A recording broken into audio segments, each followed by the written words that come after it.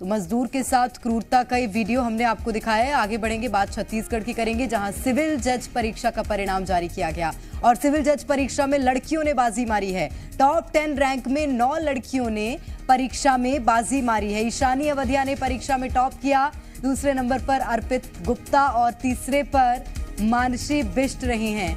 Chhattisgarh PSC ने ये जो रिजल्ट है ये जारी किया है और ये आपको बड़ी खबर इस वक्त बता रहे हैं। सीजीपीएससी में रिजल्ट जारी हुए हैं, सिविल जज के रिजल्ट है जो कि जारी हुए हैं, जिसमें लड़कियों ने बाजी मारी है।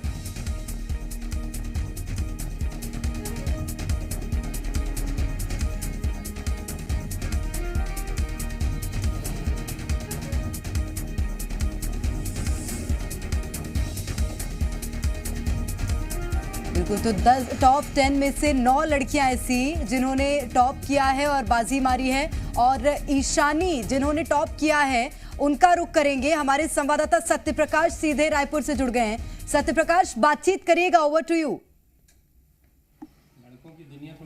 बिल्कुल, ईशानी हमारे साथ मौजूद हैं और ईशानी अवधिया के साथ उनका पूरा परिवार मौजूद है और बड़ी खुशी की बात है। खुशी की बात इसलिए भी है कि 10 जो टॉपर हैं उसमें 9 लड़कियां हैं और जो टॉपर हैं ईशानी वो हमारे साथ हैं, उनका पूरा परिवार है। पहले तस्वीरें दिखा देते हैं, एक बार ईशानी से भी बात करेंगे, उनके पापा मम्मी से भी बात करेंगे और जानेंगे कि किस तरह से तैयारी उन्होंने परीक्षा की है। हर पहलू पे बातचीत करेंगे। ईशानी जी, पहले बहुत बहुत शुभकामनाएं आपको जी मध्य प्रदेश छत्तीसगढ़। बहुत बहुत धन्यवाद आपका। क्या राज रहा टॉपर बनने का, कैसे तैयारी किया? कंसिस्टेंसी रखी मैंने पढ़ाई में जी। बहुत देर पढ़ना इम्पोर्टेंट नहीं है जितना रोज़ पढ़ना इम्पोर्टेंट है। रोज़ पढ़ने से ऐसा है कि आप रिवाइज आपका जल्दी होता है क्योंकि आपका फ्लो नहीं टूटता है। तो एक कंसिस्टेंसी रही है और जो भी कोई फ्लॉज रहे हैं उसको आप पहचाने कि क्या फ्लॉज हैं, जो भी कमियां हैं, फिर उस पर काम करके उसको इम्प्रूव करना ही मुझे लगता है बहुत बड़ा कारण है। बहुत ज़्यादा नहीं पढ़ना है, मतलब फिर भी कितने घंटे तक पढ़ना है, कितने घंटे पढ़ाई की लगता है? मैं 4 से 5 घंटे रेगुलर पढ़ती थी। बस 4 से 5 घंटे? जी। अच्छा, तो क्या पैटर्न क्या रहता था? क्योंकि 4 से 5 घंटे तो मैं तो सुनता हूँ कि 12-12, 14-14, 18-18 घंटे पढ़ते हैं, तो इसका पैटर्न क्या था कि इतने ही कम घंटे में पढ़ने के बाद भी सफलता मिली? किस तरह से पढ़ना चाहिए, मतलब मेरा मतलब ये है। सर, 4 से 5 घंटे में तब पढ़ी हूँ जब एग्ज़ाम नहीं है मेरा। अच्छा। और एग्ज़ाम जैसे पहले आ गया है या महीने 2 महीने में एग्ज़ाम है तो फिर तो आपको नंबर ऑफ आवर्स बढ़ाने ही पड़ते हैं। तब फिर काउंट नहीं है कि कितने घंटे मैं पढ़ी हूँ बैठ के। तो पर ऐसा हमेशा हुआ है कि मैं रात को बेड पे गई हूँ तो मैं पढ़ते हुए ही सोई हूँ। ऐसा कोई भी रात मेरी नहीं गई है जब मैं नहीं पढ़ी हूँ कल को छोड़ के। तो एक वो है। और अच्छा, एक चीज़ मुझे बताइए कि आप टॉपर हैं इसलिए सवाल जायज़ है। पढ़ाई जब ज़्यादा होती है या सिस्टमेटिक तरीके से हम पढ़ते हैं तो कॉन्फिडेंस भी आता है क्या? वो डर मिटता है क्या, जो परीक्षा का एक एग्जाम फोबिया कहते हैं जिसे वो?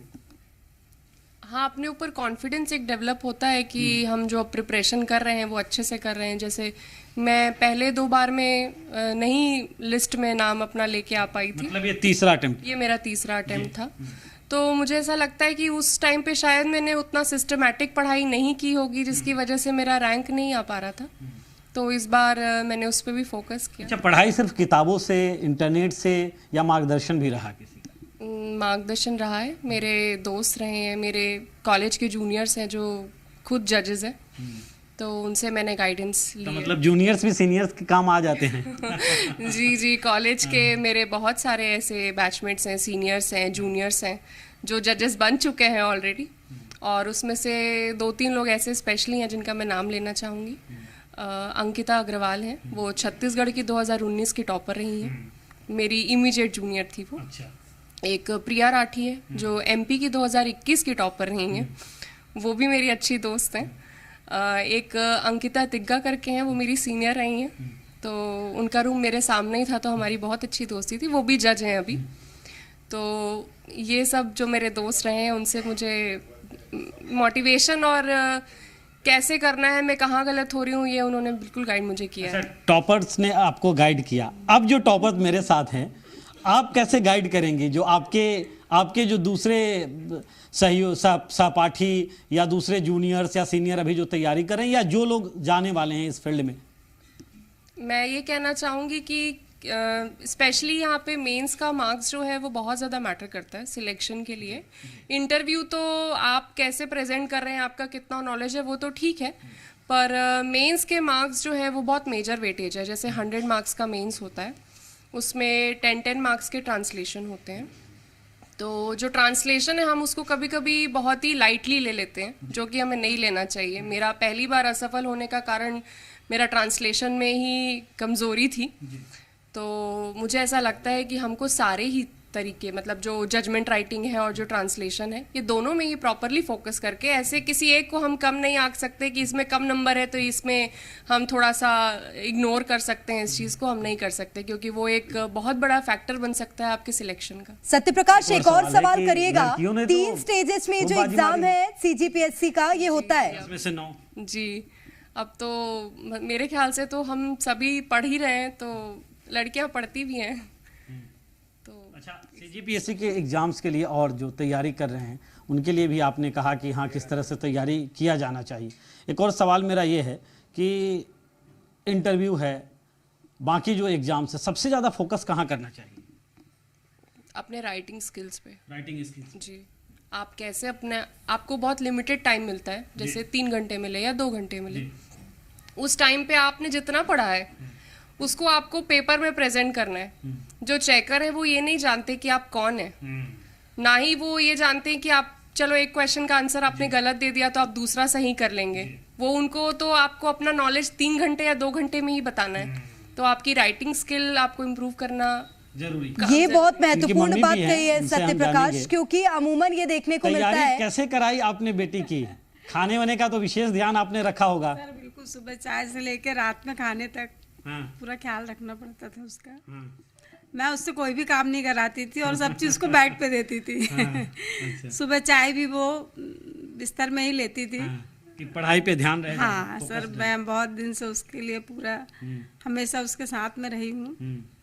और उसको आपने पूरा सोचा था कि इस तरह से टॉप कर जाएंगे सीधे?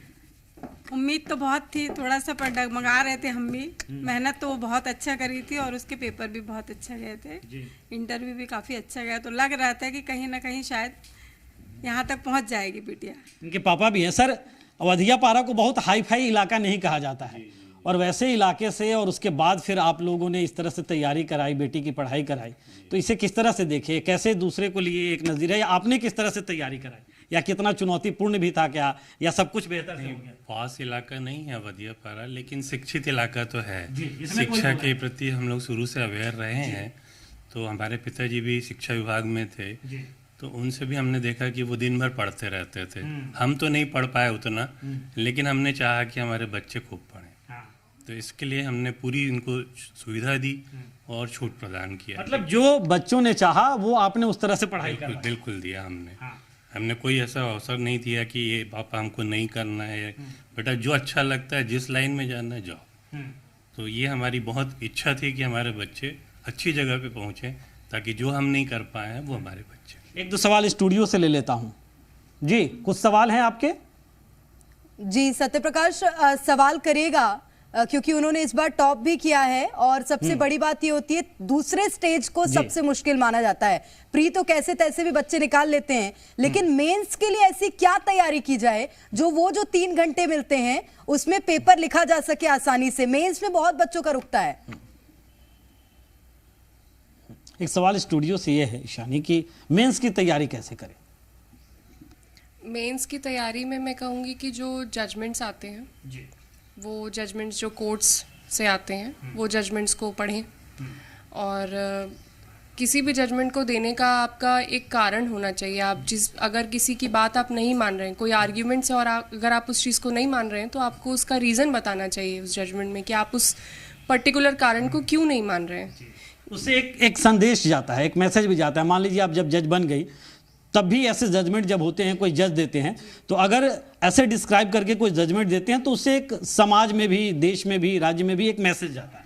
और सर, एक कहा जाता है कि जजमेंट जो है वो सिर्फ देना नहीं है, दिखना भी चाहिए अगर आप दे रहे हैं तो जो पार्टीज हैं, मतलब न्याय होना और दिखना दोनों जरूरी है। तो अगर कोई पार्टी अपना कोई क्लेम कर रही है या कोई भी वो आर्ग्यूमेंट कर रही है, तो उनको ये सेटिस्फेक्शन होना चाहिए कि मैंने ये बात बोली है तो जज साहिबा ने इस बात को क्यों नहीं माना है।